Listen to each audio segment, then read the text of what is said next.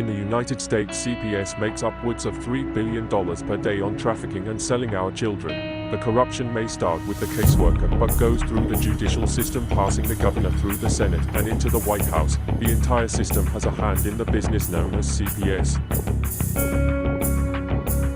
Our children are stolen every minute of a 24-hour day. They are being robbed of their innocence, their trust, their happiness. As parents, we are isolated and betrayed by a government we trust. States are balancing budgets on kids' lives.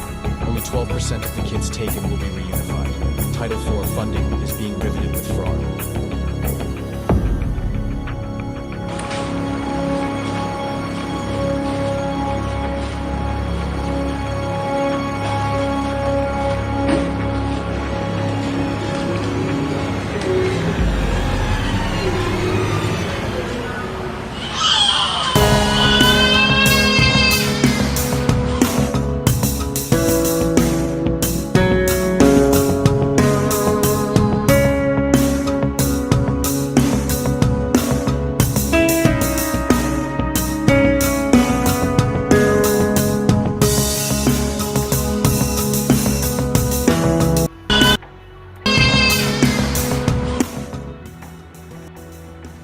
All right. Well, I messed up the ending, but hey, all right. Good evening, everybody.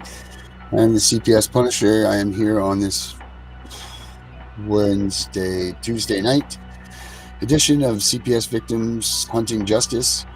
Last night was a great night. We had a gentleman who was a hospital administrator come on, and he told us the ins and outs of what the administration would do when you have a child in their facility and how the hospital is supposed to react. We had Josie that was here with us, who's had her granddaughter taken from the hospital. So we learned a lot last night, and that showed a lot to Josie too, that she was able to use towards her case. But today, what we have is we have a nurse here with us that is a mandated reporter, and she's going to give us also some more insight on what this mandated reporting thing is about, because there are so many of us that we don't really understand why CPS is there or why they've come into our lives.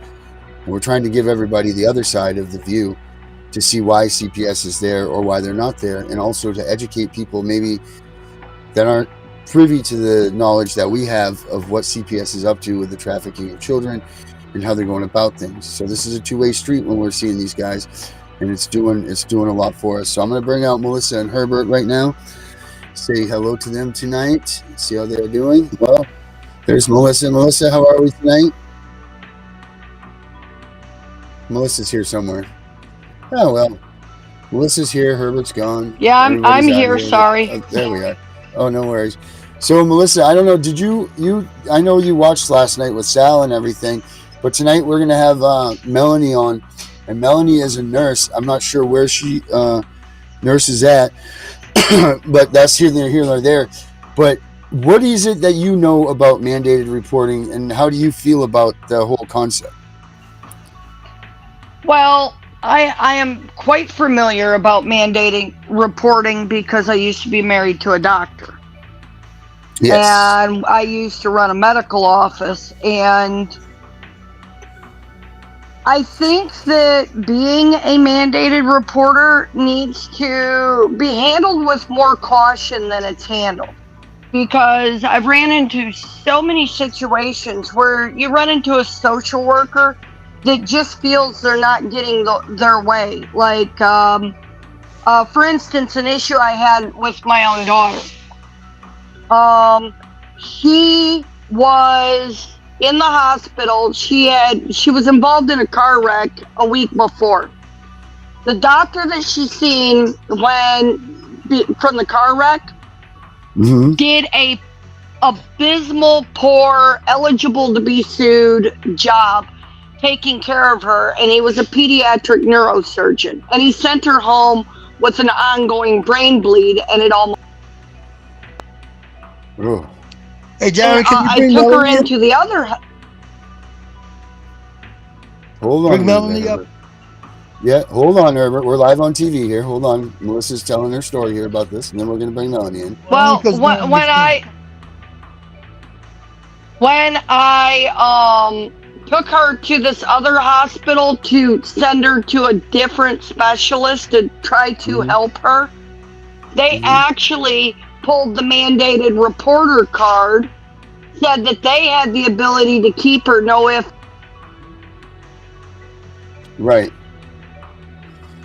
So that's the thing. That's no ifs, ands, or buts. I heard that you lost you there, Melissa, at the end, but that's the thing. So now here we are. Here we go, Herbert. Here's Melanie. Melanie coming on in. Welcome, Melanie. Hello. How we doing, Melanie? How are you? Good. How are you? Nice Good. to meet you. So I'm not gonna go out on a limb here and say that everybody is a fan of the mandated reporting thing here. I know that it's for your job and everything, and I understand that, and I know that everybody has a job to do. And I would just like you to explain on the side of how you feel about it as a mandated reporter. Like, how do you see it? I mean, first of all, you understand how. Do you believe that CPS, do you understand that CPS is using these things as tools to traffic children? Do you understand and see how that has happened? Or have you just kind of like Sal last night? Sal had no idea that these things were being used for that. I've only been involved in the hospital settings. If the child came in as a trauma, the doctors, depending on what the diagnosis is, right. And if it's an automatic report if the child wasn't buckled in or in a car seat that was appropriate. Yeah. It's mandate report because the child was in harm's way. Right. And in those things, those are situations where you should, right? Like those are standards. Those are absolute. And the doctor does that. The nurse can do it, but it's usually written in the report. And anyway, if they come in as a trauma, social work is always there. The hospital social work. But they're not big on calling CPS unless the mom's uncooperative or if there's drugs, alcohol, depending on the scene. But usually it's the hospital handle everything. Right. Is there a standard, is there a standard procedure setting or a standard procedure thing that you guys go by? Social work consult. It's even if a kid wrecks his bike without a bike helmet on, it's standard protocol to get a social work consult. Okay. So the social work does an evaluation as to whether CPS needs to be involved. If the parent's not accepting and saying, I'm sorry, okay, I know they need to have a bike helmet. He's supposed to wear it, he went out and he wouldn't put it on. That's acceptable. As long as they're cooperative, they're not going to call CPS. Depending on the injury. Well, Melanie, like I was telling Darren, I have my own little run-in actually with a hospital social worker. My daughter in 2020 was involved in a pedestrian versus car. A drunk driver swerved off the road and hit my daughter. How old was the child? She was 14, which in our state is, they consider them as the same as an adult when they're involved in those kind of things. But that was proven to be of no neglect of mine.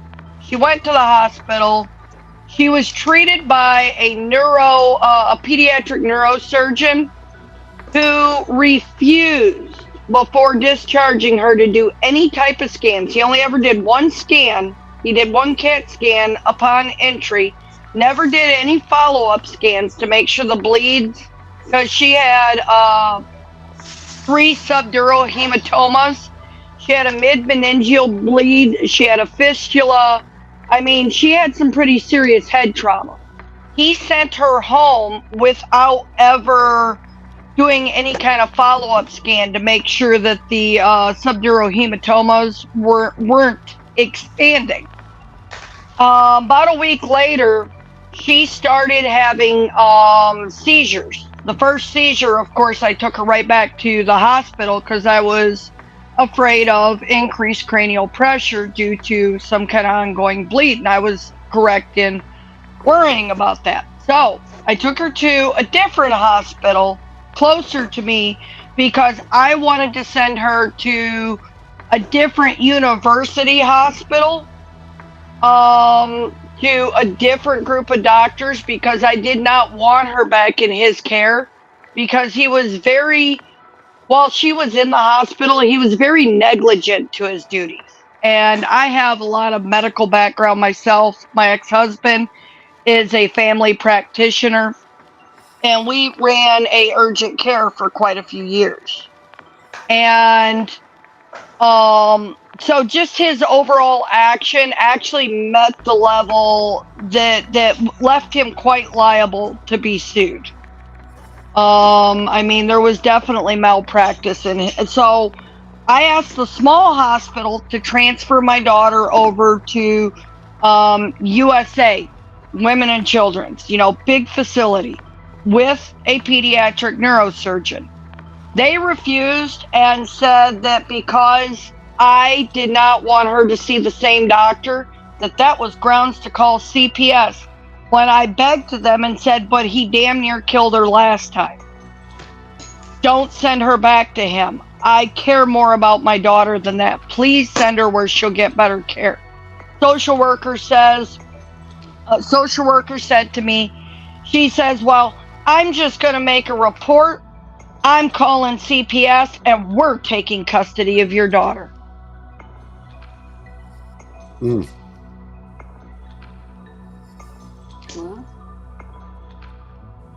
When all I begged is that she get proper care by the right professional.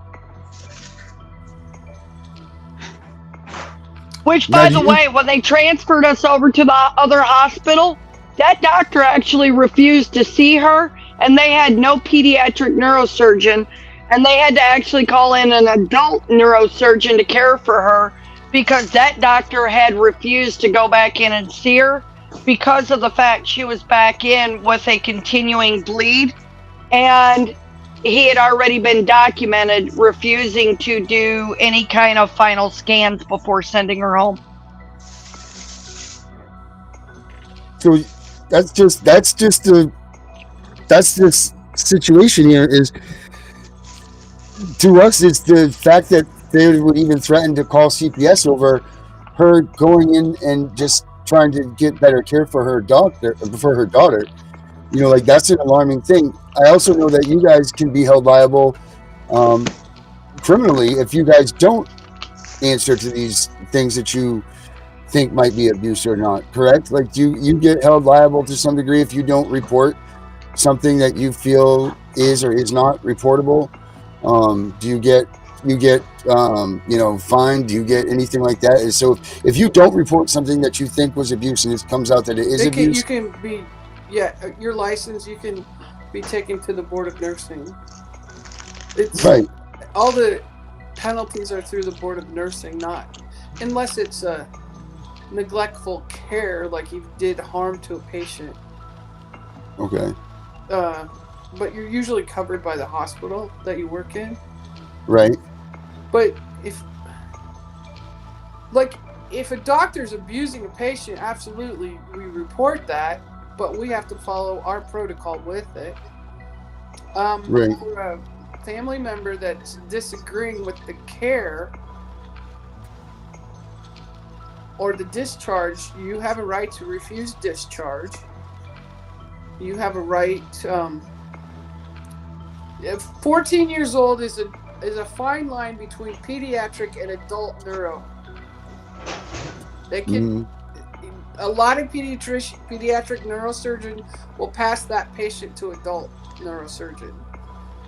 But she should have come in as a trauma. In the ER, she should have been a trauma, so the trauma would have been the ones ordering the scans. And they consult neurosurgery.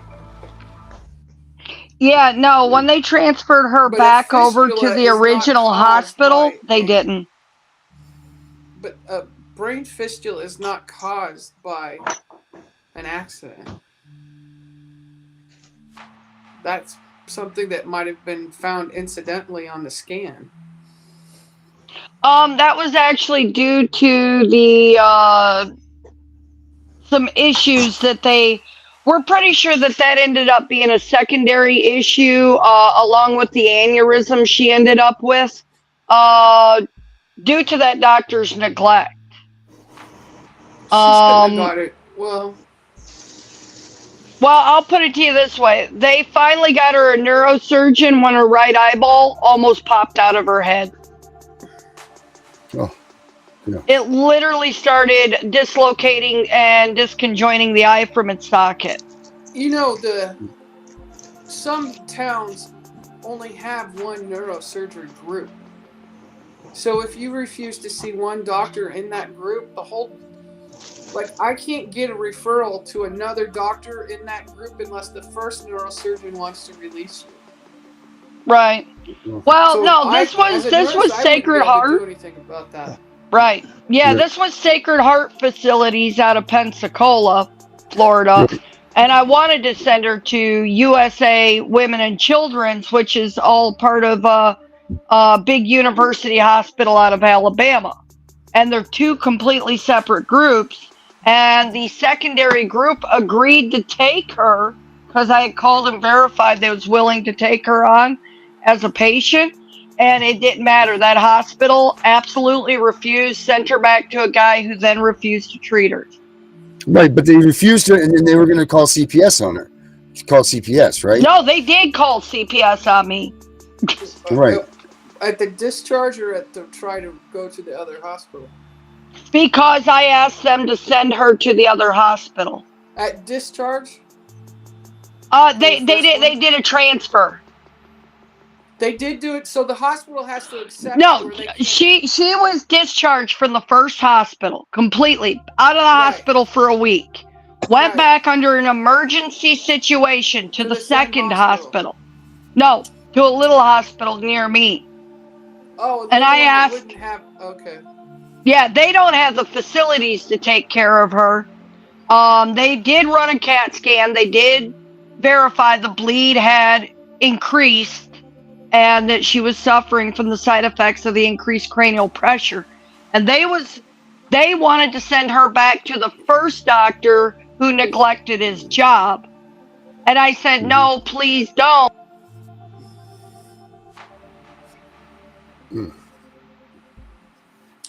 But the other hospital was still in the state of Florida? Alabama, I believe. What state were you in? I think we lost her there for a minute. We might have lost her. I mean, regardless, I understand that she has these issues here. But the fact that CPS threatened to call, or they threatened and did call because she refused to go to the hospital that they said, is that something that is that a typical action by a nurse or a doctor or anybody in these situations to call CPS because they're refusing to go back to? Really anything to do with that? No, it was social worker. The social worker and the doctor. The nurse is kind of that. I'm out here. What do you want me to do to care for the patient? But I can't encourage transport.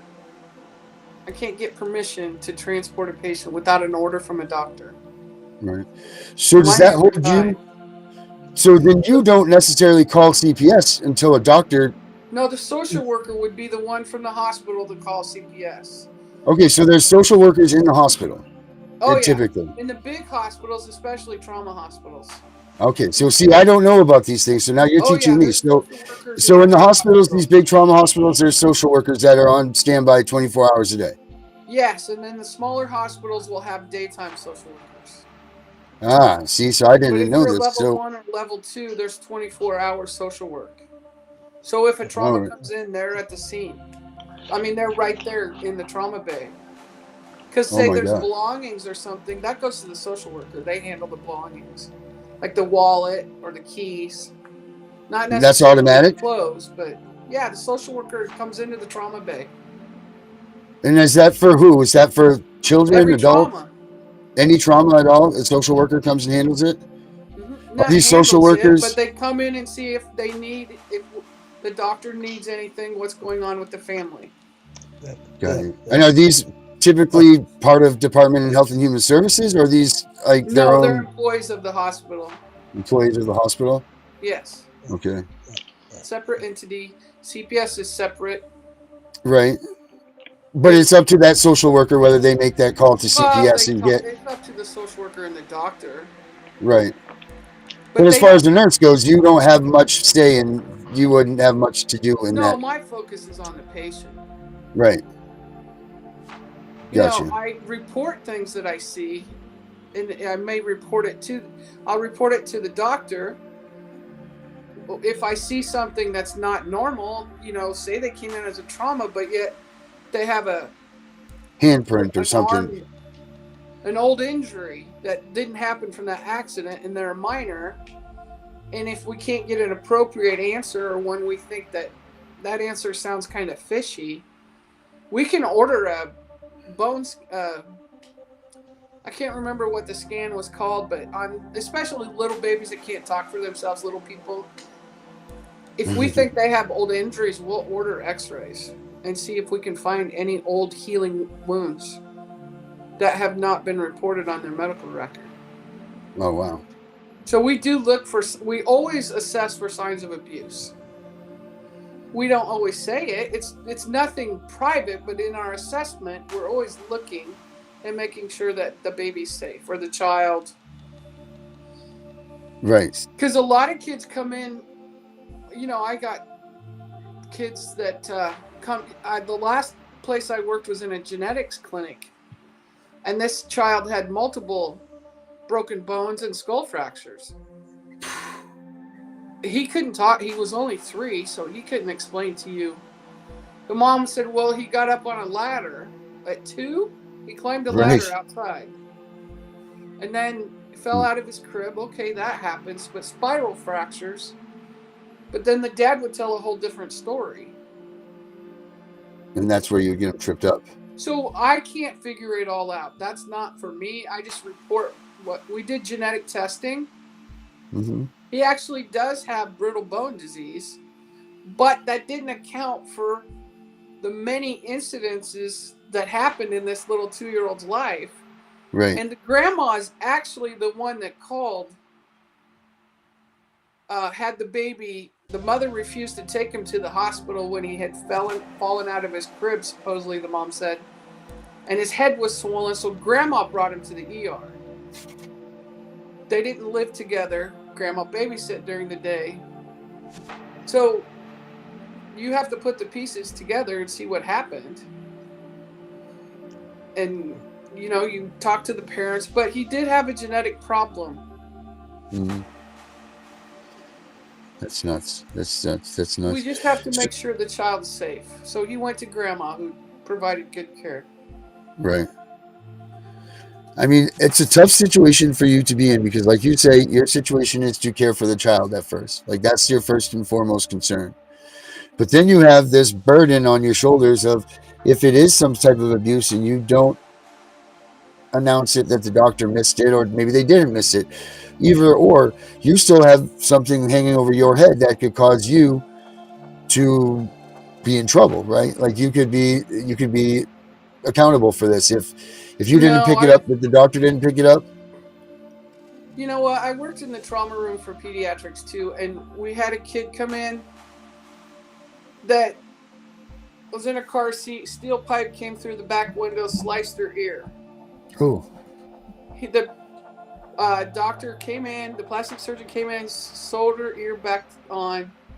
We gave her sedation in the room. It wasn't my patient, but I was helping to discharge and get the patient to go home because she was fine to go home. And I looked at her right arm and I said, I think her arm's broken, because it was puffy at one spot, one particular, red and puffy.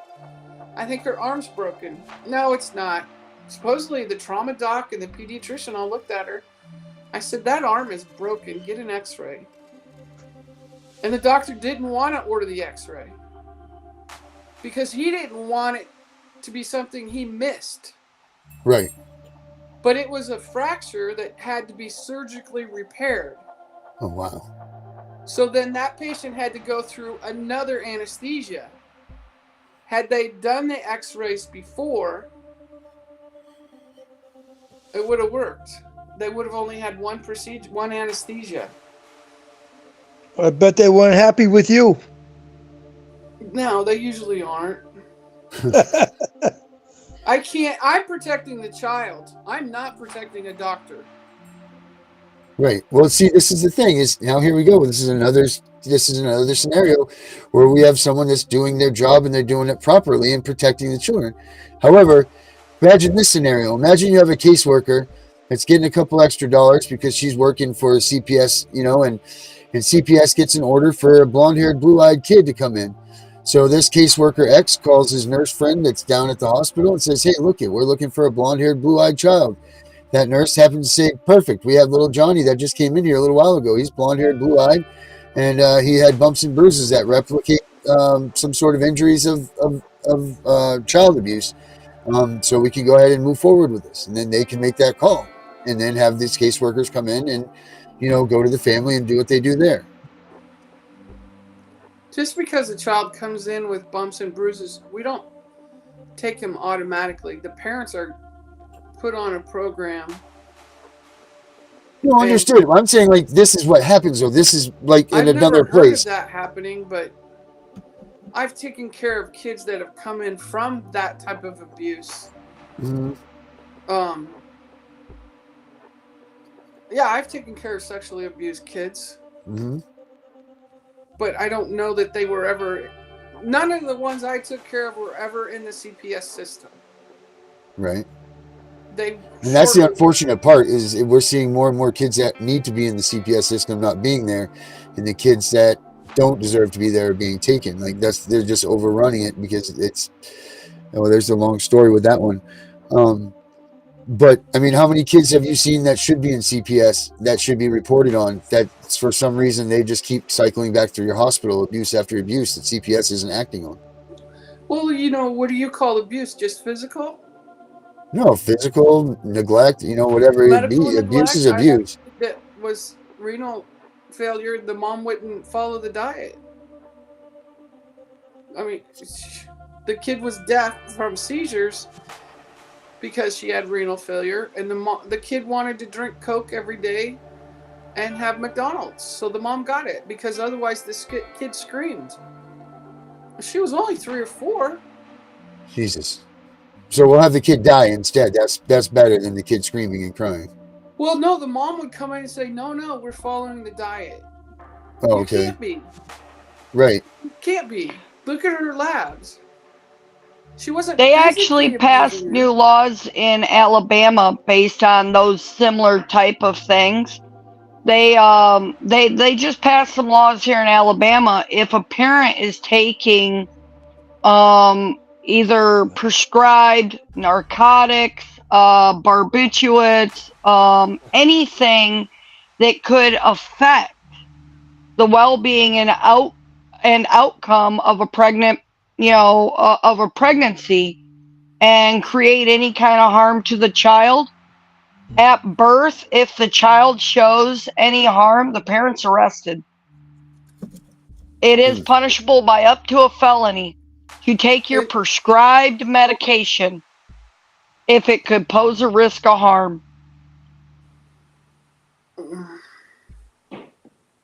I don't know that side of it, other than the baby's put on a hold if it's drug positive. I mean, they test the meconium, and if it's positive, it's put on a hold. What's meant by a hold, Melanie? A CPS hold. So they have to investigate the home and interview the parents. So CPS will go out and investigate No, the parents. If the baby's if it's newborn, they're usually right there. They do it right in the hospital. But you said something about CPS going to invest the home. What do you mean by that? Well, I mean, I've had mothers that are heroin addicts deliver babies. Well, she still got to take her kid home. She was in the program to try and detox, and they go in the methadone clinic, and she's following the rules. It took 3 months to detox the baby. She was in the newborn nursery for over 3 months. And then they went to discharge, and it was roach infested. So we held discharge until the mom could get another house to live in.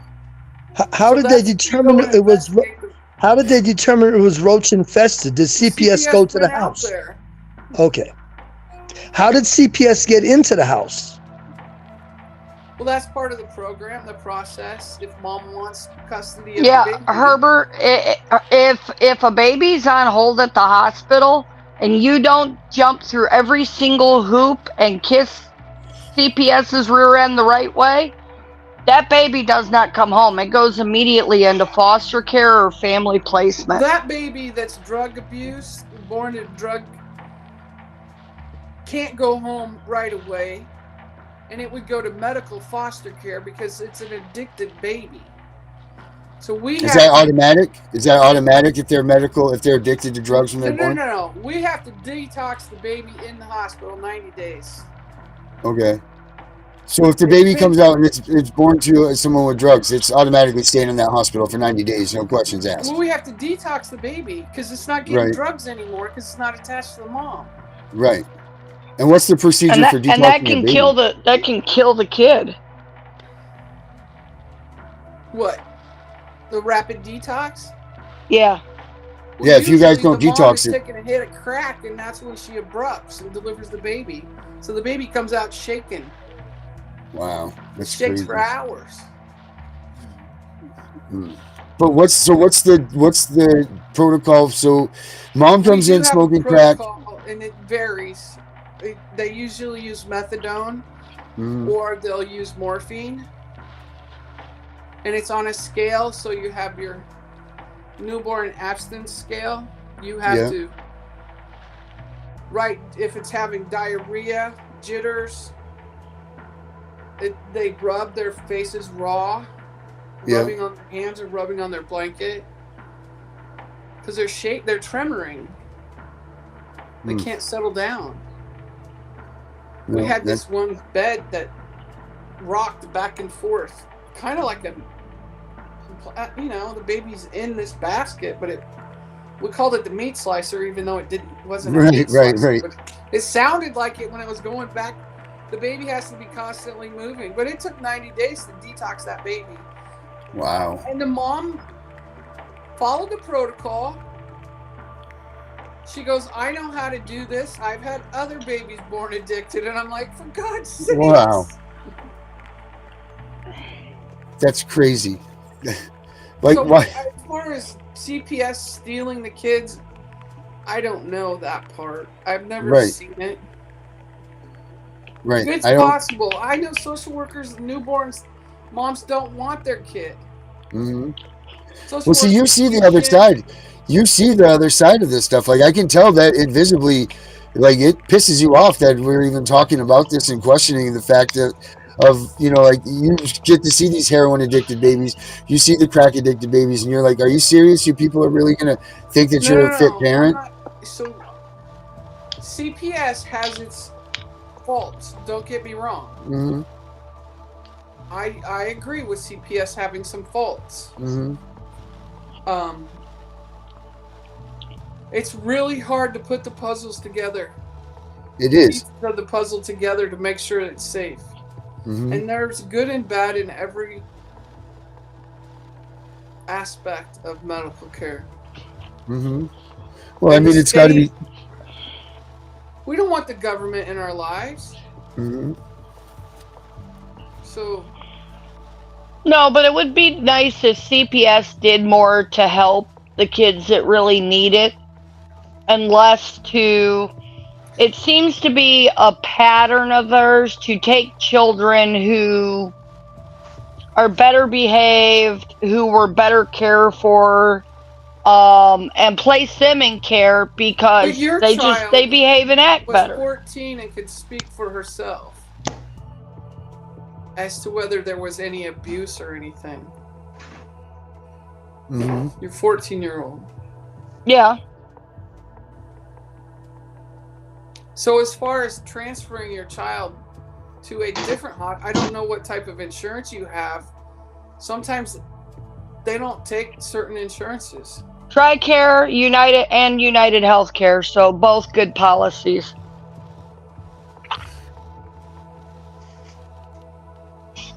Yeah, but this just the point is being is this is that there are situations where there are hospitals that people are using this procedure of the reporting to actually go ahead and cite out little children that they are adoptable. Now you don't see that. You obviously care for these kids. You see this bad stuff, and you probably sit there and you're like, "How can this possibly be?" But yet we can cite tons of cases and tons of situations that this is happening. Now this is an educational thing for both you and I here, because see, I don't see the side that you see. You don't see the side that I see. Yeah, I They don't both see are. the They both outside. happen. Well, Melanie, here's another one for you. Part of one of a case that I'm actually still currently involved with. My daughter, my youngest daughter, she's 2 years old now. I've been fighting for her for 2 years. She was removed at birth, and I was kicked out of the hospital 1 hour after she was born.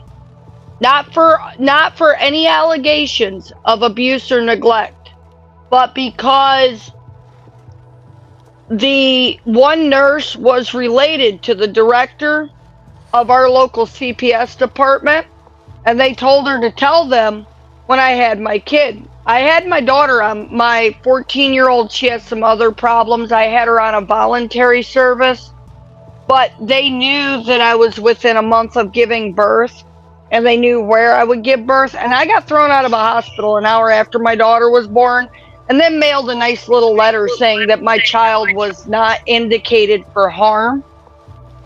But yet, to this day, I'm still fighting, and it ain't the hospital's fault that the court hasn't been holding court, but literally the judge took 18 months and refused to hold court. And they've literally been just milking the system, taking my daughter's social security check, my son's social security check, and holding my kids for 2 years without any court. And the last time we had a hearing, they openly stated there's absolutely zero allegations. But since they've had them greater than 12 months, that they met the time statute, did not really need to give them back.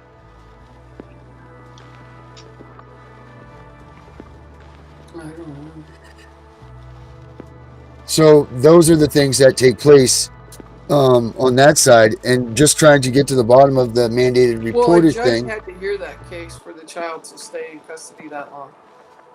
Right. Yeah, no, the judge actually put out an order saying that he refused. No, they openly admit they have no reason for taking the child. Yeah, it's unfortunately a system that should be very black and white.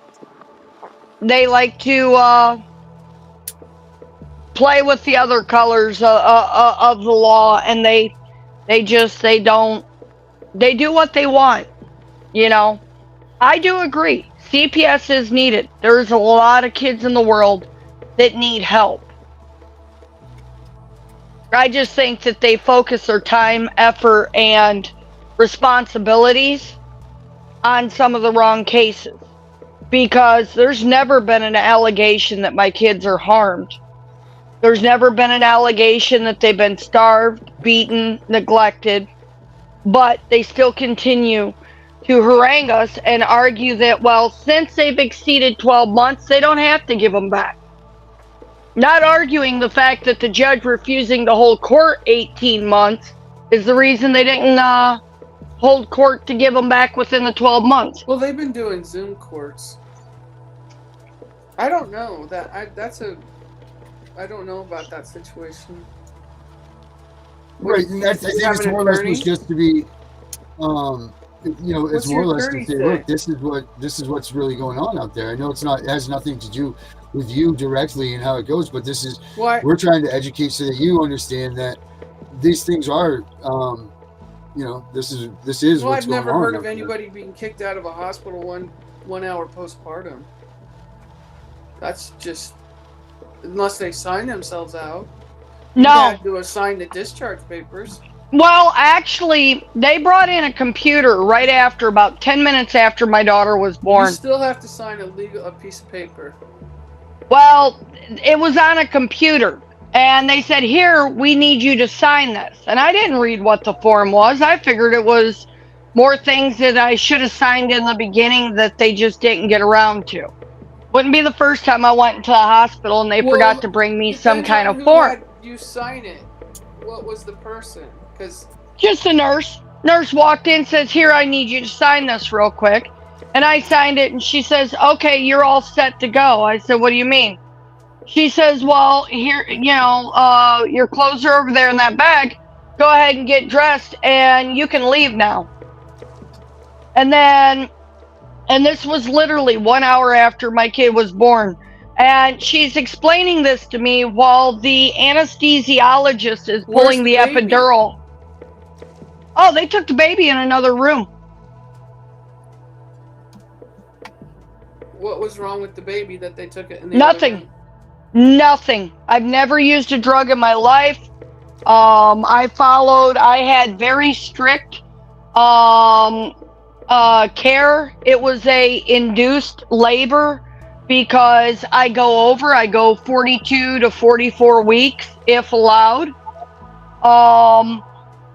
We didn't have my doctor there. We had the other rotation doctor there. And my doctor literally called me about an hour and a half afterward, and she was literally in tears. She couldn't believe they treated me so bad. She apologized. She begged me to go sign myself into another hospital somewhere. And I like I told her, I said, look, I said, my bleeding's under control. I have a lot of medical knowledge myself. I said, I'm doing okay.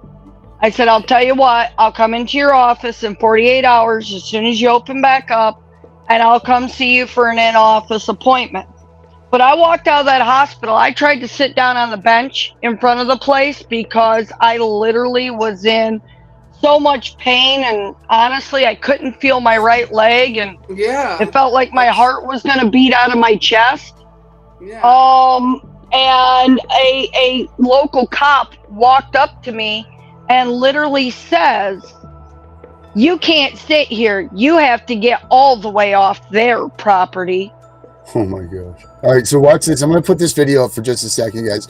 This is a video of a warrantless kidnapping at the Lexington, Kentucky hospital. This is a great idea of how this is done. This shows you a little bit of how they get these things done. I'm leaving with my baby. I'm leaving with my baby Cooper. I'm talking right here. This is what I'm talking. So look, what y'all want to talk about? What do y'all want to talk about? The baby's not staying here. Look, let me tell you something. The baby does not have any drugs in his system. Does he? Does he? Does he? Ms. Sellers was absolutely correct. According to the hospital documents and court paperwork, the baby's system and Ms. Sellers' system were completely negative of any foreign substances. Hold on. Don't. One time. You're gonna hurt my baby. Yeah, that's good. That's good. You let go. Don't do that. You let go. Hey, don't do that to me. Let go. Let go of me. Please. No. You guys, I have my broke along. You guys cannot do this to me. I know, but you guys are trying to take my baby. Please let go of me. Please. I will cut the backpack if you don't let go of your arm. No, please. Let go of your arm. I'll cut it. Please, let go of me. Now remember, there were no warrants, there was no criminal act. The hospital staff, the police, all escalated the situation. And in this case, Ms. Sellers has every right to be heard. You guys, please let go of me. I got it, Cooper. Oh my God. I got it. Please let go of me. I can't see the cuff. Go ahead and get the other cuff, and then we can... I can't breathe. I cannot breathe. I got it, Cooper. Oh my God. I got it. Please let go of me. I can't see the hospital staff member is choking Ms. Sellers around the neck. The other ones are helping pin her against the wall, while the police are putting cuffs on her, when no crime has been committed. Cuff. Go ahead, get the other cups, and then we can. I can't breathe. I cannot breathe. Let go of your hand, or you're gonna get resisting as well. I have the back of my head. That's why I can't let it go. What are you doing? The hand I'm on. Got it. Okay, now listen. Hold on. Wait. Listen. Where's my shoe at? Can I have it? You need to come talk to me because look what you just did. What are you trying to take my baby for? No, you did not try to. You don't know. Because I'm so upset. They kidnapped my baby. Please. You don't understand what's going on. But you have to give me a chance to explain to you the situation that's going on. Just like Bad Apple Police, your reputation precedes you. When CPS shows up to a joyful event such as a birthing, it's never a good thing. And with the confrontation that she had with Nurse Laura Pennington earlier, and the staff members making her feel uncomfortable by acting like Karens, can you blame Miss Sellers for wanting to get out of the hospital and leave as soon as possible? But you know, This way. I don't want to go. Here we go. Don't. Where's my baby? Where's my baby? Where's my baby? Where's my baby? Where are we going? Why did you guys have to do that to me? Why are you moving to nothing? 312B, we're 10-4. You guys need to bring my baby here. Can you let me? Sit. Don't talk to me. Sit. Don't talk to me like that. You know, do you like fat people? Don't talk to me like that. Mr. Shirt. Whatever your name is, I have not done nothing. I don't want you in my room. Can you get out? No. Mr. Cooper. Can you get him out of my room, please? I'm at this perfect window right now. I'm a little bit slower. You have to keep it calm down. I am. No, I'm calm. Kimberly, I'm calm. Sellers, no, I'm calm. Listen, I'm calm. Well, we have a supervisor coming up. But I do know that Miss Sellers did not request a supervisor. The police actually requested their own supervisor because they realized something wasn't right. Miss Sellers still got charged with disorderly conduct, which more than likely, from my paralegal view, would probably be dropped. So they're going to really try to help out on that. Okay. Can you get church out of my room? Well, that's going to be supervisor. 312B, that's department. I was working, whenever you said you couldn't breathe, I tried to get that backpack off. Well, you need to get out of my room. And let me tell you something. This is not right. I need something to drink. The water in Yes. Where's my baby at? The hospital's on lockdown, so the baby didn't go nowhere. Y'all need to bring my baby in the room with me and she can figure this out, please, and thank you. You should get cut warm, right? Right now she's detained, so I'm going to wait till the supervisor wants to do it. I'm detained. Yes, ma'am. Why am I detained? You're being disorderly. A person is guilty of disorderly conduct in the first degree when he or she, in the public place and with intent to cause public inconvenience, annoyance, or alarm, or want only creating a risk thereof, engages in fighting or in violence, tormentorous or threatening behavior, making unreasonable noise, or creates a hazardous or physical offensive condition by any act that serves no legitimate purpose, and acts in a way described in the paragraph A that is subsection within 300 feet of a, and this is where they talk about a cemetery or a funeral home when grieving. Considering Ms. Sellers had no warrants and there was no probable cause, just the word of a Karen, hopefully this Judge Kathy Stein that she has coming up will see for what it is, this blatant lie and this use of the police as a Karen tactic. And hopefully charges are pressed against the hospital, the police force, and anybody else that was involved, including Libby Messer, Judge Libby Messer, who had to recuse herself after she denied Ms. Sellers the dismissal of this whole fiasco. We could have saved ourselves a whole bunch of time. All right. So now seeing that, now that Melanie is just one instance, obviously, but that is a true situation. And then these videos that we pull up on the show, we're showing more and more where these cops are able to just come in. These caseworkers are lying to the police. They lie to the police. They say that the warrants are signed by judges or whatever. Like, you wouldn't know if it was a judge's signature or not. You would just see that it's signed by a judge, and you would have to abide by it. You're doing the law. But this is the things that are happening in these situations more often than not. So this is why I'm trying to, like, learn from you, and you learn from me that these things are real. It's not that anyone's attacking and trying to do anything. We're just trying to work together and say, hey, look, this is a reality of things. This is really going on, and this is why, because your job is very important, and you have a very important job, period, in just making sure that your patient's okay, let alone have to deal with the hassle of something like this looming over your head. But there are people that don't care about their patient, and they may bite to this. So, it's just a matter of sharing knowledge with each other so that we can get this system to work the way that it's supposed to, so that there aren't people like Melissa that lost their kids for no reason, and you get the people that, you get to rescue the kids that need to be rescued for a reason, and get this thing to balance out. There's plenty of these videos online that you can seek up and look, and of course there's plenty of videos online where there's a crack baby going in a thing. What's about that? Maya? Take Care of Maya. There's a movie Right. about it on Netflix. Mm-hmm. That was So a it's just situation. right, and just people suck. Just in general. Like, you are a very professional person. It seems like you take your job very seriously. You're well educated. You're well rounded in your job. You don't even want to believe that there's things like this that go on because you don't care, because your job is to make sure your patient's okay. I know things. I do know these things go on. As a nurse, RN, I can't get in the middle of it. Like, Right. I want to say it wouldn't happen if it were my patient. I wouldn't let CPS take over like that. Right. Because I would talk them out of it. If it was uncalled for, I'm going to want the patient to stay with the mother. But Right.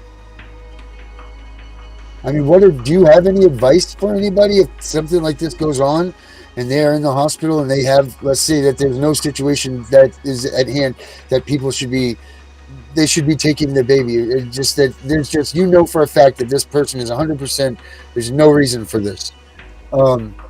Is there any advice that you can give, or any sort of something that you can give to people to, help them to be sure that this doesn't happen?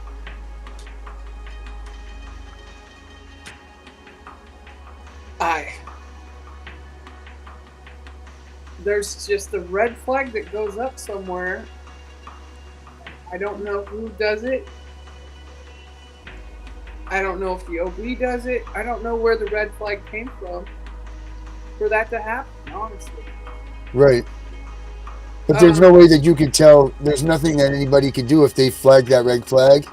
And you, like, say you as a nurse, that little Johnny is no drugs in the system. There's no bruises. There's no beatings. There's no nothing on these people. And yet CPS comes in anyway, and they start what if to. the mom is depressed and had said that she had ideations of suicide? Okay. That's reportable. I have to tell the doctor that the mom talked about suicide, so that's an unsafe situation. If the mom has made comments that are inappropriate about the baby, say, I can't stand that kid, it reminds me of his father. Say the parents are fighting over this. I mean, I have to report all that stuff. I don't make the determinations. I just document what happened exactly, word for word. As social work consults, what's going on here with you two? Why, the baby has to be discharged to a safe environment. I have to report things that have been said or have happened between both parents. Yeah, I mean, you're just in a tough spot. You're in a tough spot to be. You really are. It's just facts, man. Who was it? That old Columbo. Just the facts, man. That's what I write down. Just the facts. What I heard. But I'm very protective of the innocent. No, and that's good. And you know what? Thank you for doing that, because they need a voice. They really do need a voice. And you not doing that for them would be, you can't, you could be sending a kid home to die if you didn't pay attention to these signs. So thank you for that. Like it's a harrowing job. I've And stood not at everybody. the bedside in the pediatric ICU of a child that was just thrown against the wall, a newborn, and both parents are standing there. Mm-hmm. And the doctor said, one of the two of you did this, and I'm going to figure it out. Well, I knew who did it, but I can't say anything. Right. I can tell by the demeanor of the parent that did it, who did it. Mm. I can't say anything because I'm devoted to the child. Mm. I Yeah, have the kids that come in that were the near drowns. The parents are crying at the bedside. The plumber left the side gate open. The kid got out the back door. Whatever. Mm. The pool gate was left open. I can't say anything. I hear them crying. So there's so many different things that happen. But, a near drowned, CPS is called. Right. Buried.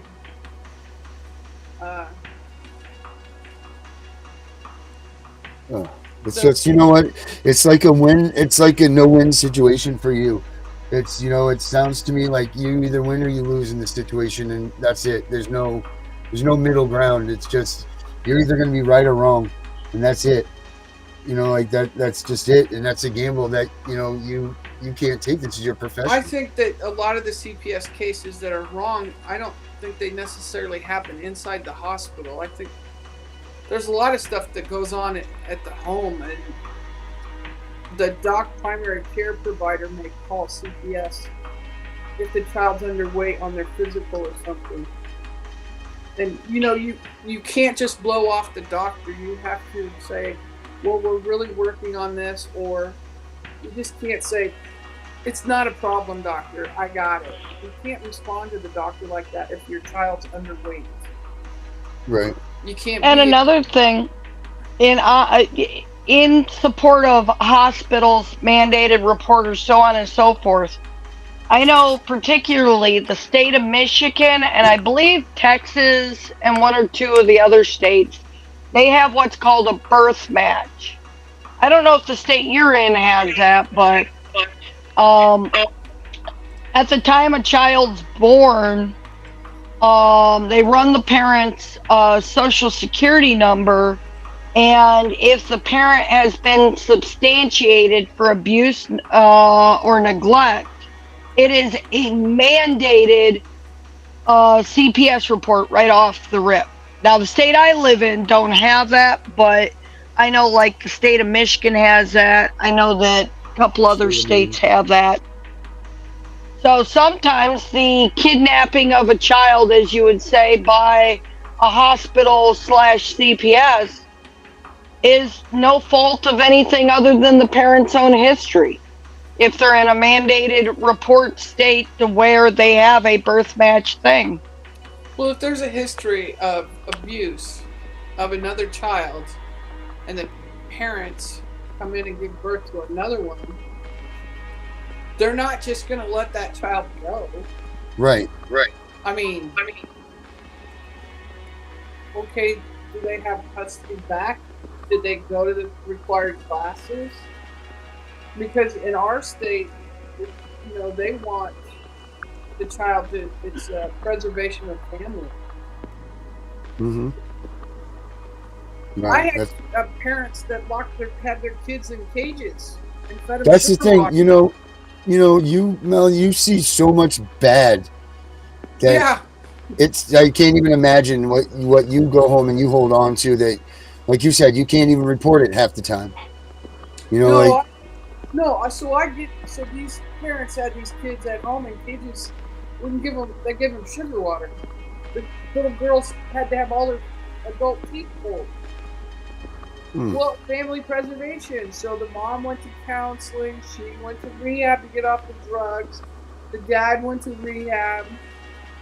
They gave all the kids back, and then they quit showing up to their doctor's appointments. Yep. So you know what happened.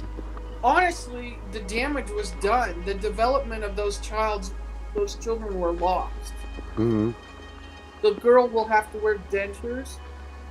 Mm-hmm. Imagine being 8 years old and you need dentures. Right. And they sent him back home to the same place. And the mom was working at a children's hospital as a janitor and abused all 3 of her kids. That's crazy. And because of family preservation, while the mom and dad were rehabbing, they let an aunt take care of the children who didn't do any better. Wow. Yeah, I know that we're well aware of the falling And on those are the sides. ones they always send back. Mm-hmm. It's already damaged so bad that they'll never be anything in society. Yep. It's And that's so why CPS lets them go. You know, that's why they stop. Well, messing the with them. parents get the money. They are on Social Security. Mm-hmm. They get the monthly check for a disabled child. All 3 of them. And that's usually what the parents end up living on. Yep. That's the unfortunate truth. Yeah. No need for a job when you got 3 beaten up kids. The government paying for it all. They weren't physically abused. They were medically neglected and locked in a cage. That is abuse, but it's not like they broke their bones or had bruises. They just locked them up in dog cages. Jesus Christ. They would have recovered better from broken bones than that kind of mental trauma. Yeah. Jesus. Melanie, I wish we had more time, but we're even over our time now. I wouldn't mind you coming back, sometime shortly here so that we could continue our conversation, or maybe even have you on from time to time. And because, you give a good insight to the other side, so that maybe some of these headhunters that are FCPS and things like that will hear that the necessary job that you have and the struggle that you have with the mandated reporting, not the struggle that you have, the struggle that you shouldn't have, because your job is about the patient, but then you have this burden and you see things that you can't, there's some things you can't save. You can't save this, or you can't do that, or you can, and you're like, wait a minute, it shouldn't be. I mean, your job is just to go there and take care of these kids, and that's what you're supposed to be paying attention to, not the politics and the bullshit. And it seems like they've dragged you into it anyway. And at the end of the day, the only one that gets hurt really is a great nurse that has to sit there with this pain in her head and go home every day and then listen to a bunch of jerks like us come around and say, yeah, you reported on these babies, lady, and that's not right. That's not right at all. Like you have a tough job, and my you don't report deserve is that. just so I only write down what in the nurse's chart, patient's chart. It's nursing notes. I don't go to court. The CPS does all that. I don't have to do that. The hospital doesn't want me involved in court cases. I work for the hospital. Right. But my primary is the children. Yep. But I have to follow, the guidelines. Yeah. No, you know what? And you know what? Keep doing a good job at what you're doing, because you are one of the few that obviously you very much can tell that you take it very seriously. I'm going to try to get Herbert back in here real quick. Hopefully we still got the reverb. Herbert, do you want to have anything to say to Melanie before we wrap this one up?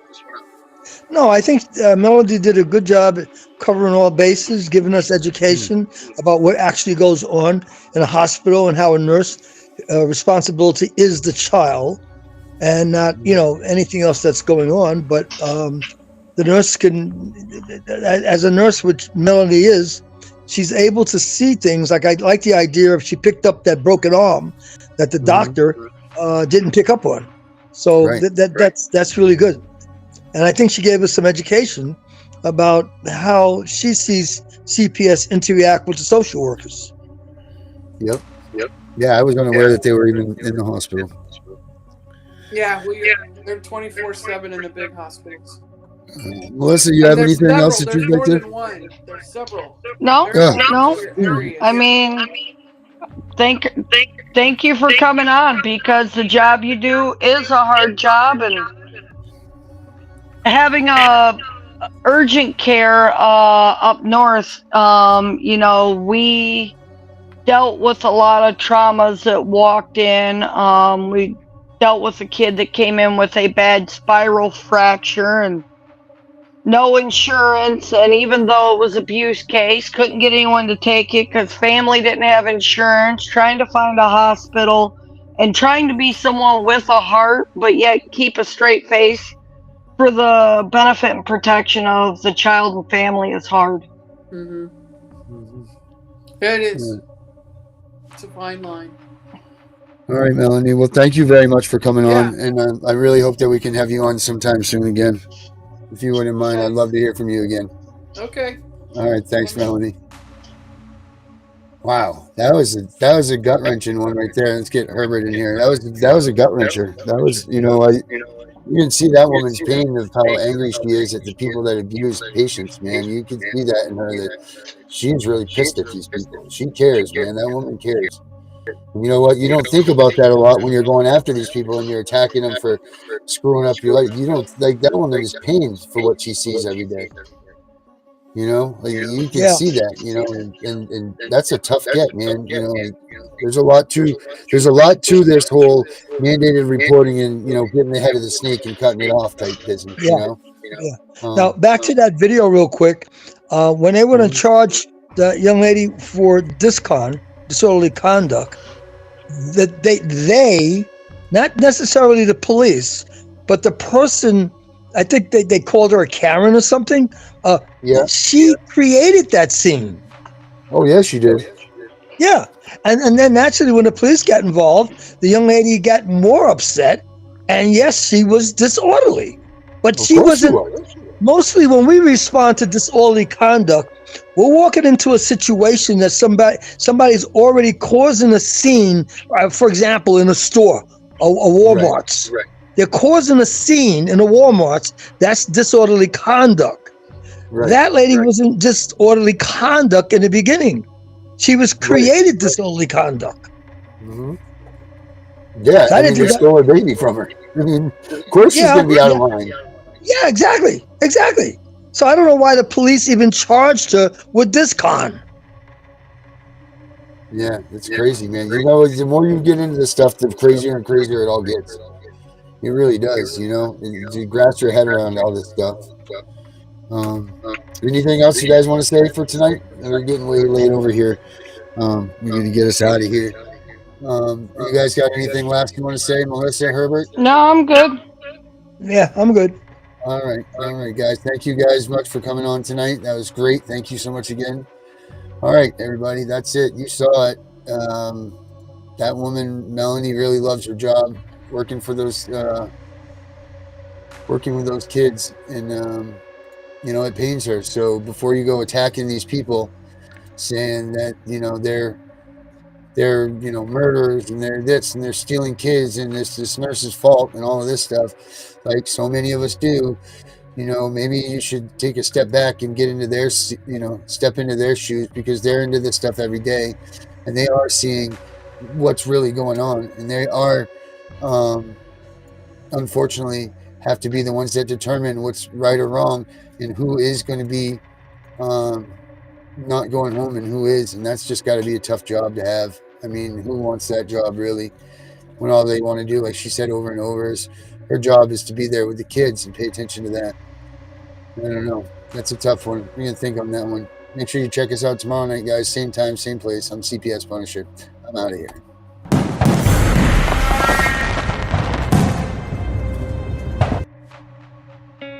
In the United States, CPS makes upwards of $3 billion per day on trafficking and selling our children. The corruption may start with the caseworker, but goes through the judicial system, passing the governor through the Senate and into the White House. The entire system has a hand in the business known as CPS. Our children are stolen every minute of a 24-hour day.